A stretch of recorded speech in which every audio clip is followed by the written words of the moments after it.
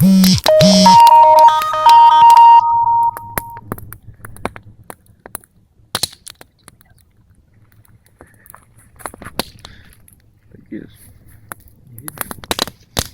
А, ты видео снимаешь?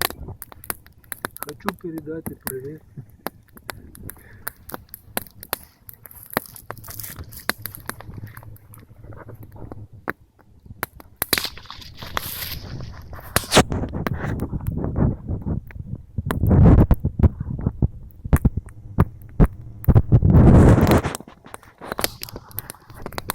Мы сделали нормальный просмотр.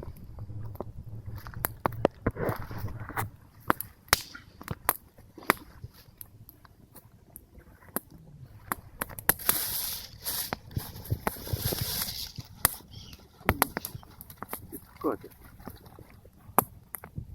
Пришла, посмотри.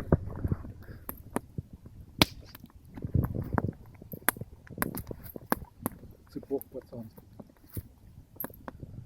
Ты ей поодевал вот весной, и этот ошейник, противоблошиный такой ошейник, а потом я, блядь, смотрю, у нее там на шее там просто